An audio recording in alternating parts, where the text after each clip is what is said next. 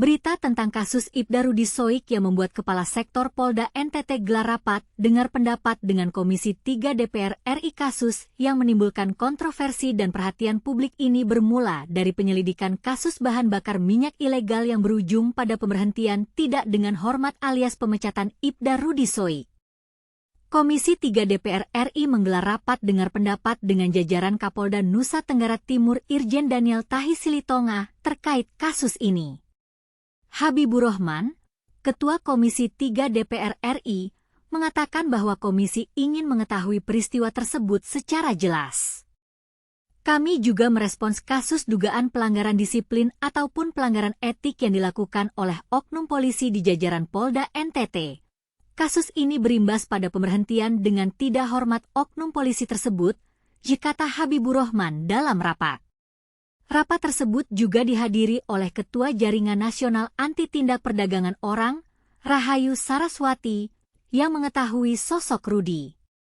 Maka Komisi 3 DPR RI ini ingin mendengarkan penjelasan dari pihak Jaringan Nasional Anti TPO yang dipimpin oleh Ibu Rahayu Saraswati terlebih dahulu, kemudian penjelasan dari Kapolda NTT mengenai penjatuhan hukuman PTDH terhadap oknum polisi Saudara Ibda Rudi Soik, ucapnya. Tapi, apa yang sebenarnya terjadi di balik kasus ini? Mengapa Ibda Rudi Soik dipecat dari kepolisian? Dan apa kaitannya dengan kasus bahan bakar minyak ilegal? Menurut Jaringan Nasional Anti Tindak Pidana Perdagangan Orang, putusan pemberhentian tidak dengan hormat terhadap Ibda Rudi Soik adalah kriminalisasi secara terstruktur, masif, dan sistematis. Kami meminta agar segera membatalkan putusan Komisi Kode Etik Polda NTT nomor PUT 38X 2024 tertanggal 11 Oktober 2024 tentang pemberhentian tidak dengan hormat dari Kepolisian Republik Indonesia terhadap Ibda Rudi Soik, ujar Ketua Harian Jarnas TPPO Romo Crisantus Pascalis Saturnus. Romo Pascalis juga mendesak Polda NTT agar melanjutkan penyelidikan dugaan mafia di Kupang yang telah dikerjakan sebelumnya oleh Rudi Soik.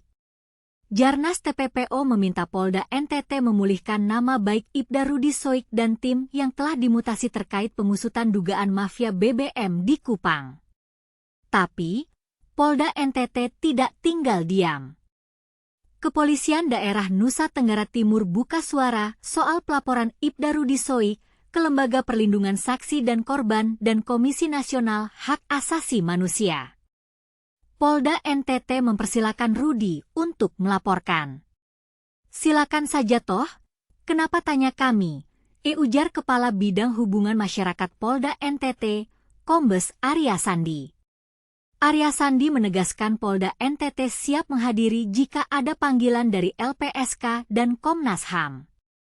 Polda NTT akan menjelaskan semuanya di sana.